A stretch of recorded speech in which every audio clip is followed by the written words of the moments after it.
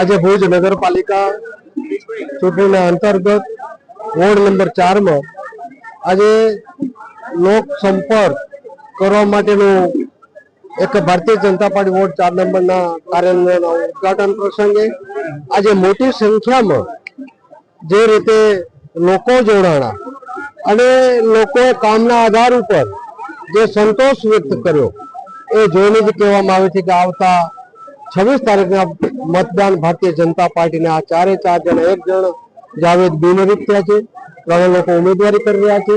તો આવતા દિવસોમાં વોર્ડ નંબર 4 અને વોર્ડ નંબર 10 સાતે 7 લોકો 4-10 ના અને 3-4 ના આ સાતે 7 ઉમેદવારો જંગી બહુમતીથી ચૂંટાશે.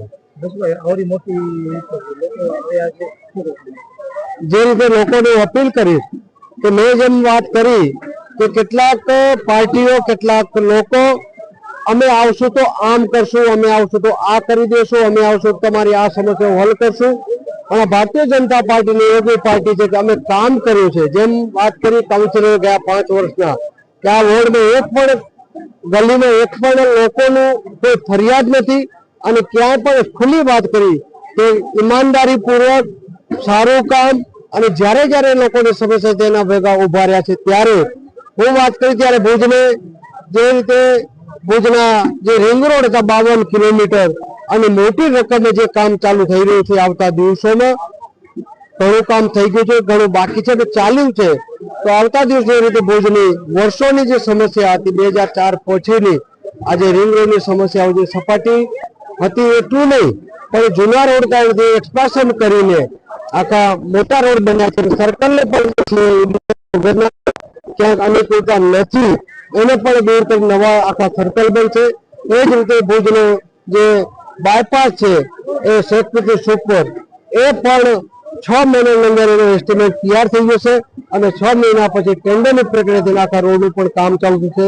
જે કે પીવાના પાણીની જે સમસ્યા છે એનો પણ કાયમી ઉકેલ માટે લેક ડેમમાંથી પાણી નર્મદાનું ઠાલવી અને ત્યાંથી નર્મદાનું ભુજ માટે ટાંકા છે તે અલગ ટાંકા બનાવીને પણ ભુજની જે સમસ્યા છે વસ્તી વધી રહી છે ભૂકંપ પછી. અને અત્યારે જે પાણીની તકલીફ છે, પાણી પુષ્કળ આવે છે પણ પાણી જે ભુજને આવવાના જે લાઈનો છે, જે સામગ્રી છે એ ઓછા મહસૂલી હતી. અત્યારે સંખ્યા પણ વધી છે. કેટલાક વિસ્તારોને ભુજ નગરપાલિકા પાણી આપી પણ નથી શકતી કારણ કે નવા ડેવલપ સોસાયટી થઈ છે. તો આવતા દિવસોમાં આ સોસાયટીનો પણ સમાવેશ કરી એ લોકોને પણ પીવાનું પાણી મળે એવા આયોજન. બીના ભાનુશાલી છે અને હું વોર્ડ નંબર 4 માંથી ઉમેદવારી નોંધાવી છે. મેં ઉમેદવારી નોંધાવી એટલે મને એમાં રસ હતો કેમ કે હું એક પ્રોફેસર છું અને એક શિક્ષિકા છું. તો રસની વાત એટલે કે આપણા મોદી સાહેબ છે એ બહેનો માટે કેટલું બધું કરે છે. તો જેને કહેવાય ને કે સાથી હાથ બધાના. મોદી સાહેબ આવડું બધું કરે છે તો આપણે શિક્ષિત છીએ, ભગવાને આપણને આટલું બધું એજ્યુકેશન આપ્યું છે તો આપણે પણ એમનો સાથ આપી અને જેટલું પણ આપણાથી થાય એટલું બહેનો માટે અને પબ્લિક માટે વિકાસના કામો કરવાના, આરોગ્ય ક્ષેત્રે, રોજગારી ક્ષેત્રે દરેક કાર્યોમાં આપણે હાથથી હાથ મલાવવાના, દરેક વિકાસના પ્રયત્નો કરવાના.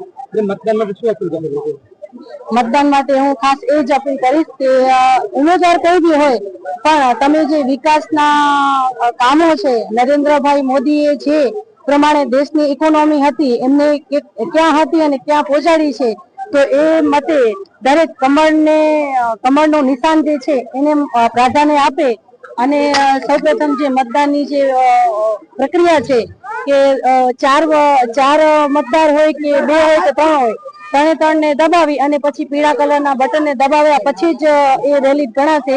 તો હું દરેક મતદાર ભાઈઓ અને બહેનોને એ જ અપીલ કરવા માંગુ છું કે તારીખ 26 તમે વહેલી સવારે મતદાન કરવા આવી જજો. મગનભાઈ મહેશ્વરી, મારું વ્યવસાય વકીલાતનું છે. વોર્ડ નંબર 4 માં ઉમેદવારી કરી છે ભારતીય જનતા પાર્ટીમાંથી. હું ખાસ એક જ વાત કરીશ કે વિકાસને મત આપે. તમે જોઈ શકો છો વોર્ડ નંબર 4 માં ગલી ગલી જે લાઇટ, પાણી, રસ્તા બહુ સ્વચ્છ અને સુંદર છે બીજી કમ્પેરમાં. તો ખાસ મતદારોને એક જ અપીલ કરી કે vote two vote Bharatiya Janata પાર્ટીને અમે 3 કમળને જીતાડે.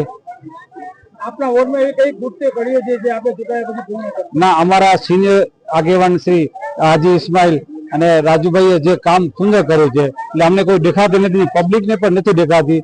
પબ્લિક તો એમ જ કહે છે કે ના ભાઈ આ બે જોડીએ બહુ સરસ કામ કર્યું છે. એના અનુસરણ અમે પણ એના માર્ગદર્શન ઉપરથી આગળનો વિકાસનું કામ કરશું. મારું નામ ડોલી ભાવેશ શાહ છે અને ચોથા વોર્ડમાં મેં ઉમેદવારી નોંધાઈ. ચોથા વોર્ડમાં મને ટિકિટ મળી છે.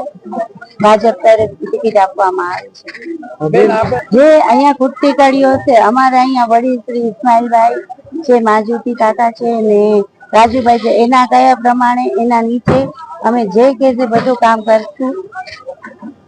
એના નકશે કદમ ઉપર જે અહીંયા કુર્તી કડીઓ હશે એ બધું કામ અમે કરવા ખાતરી આપીએ છીએ.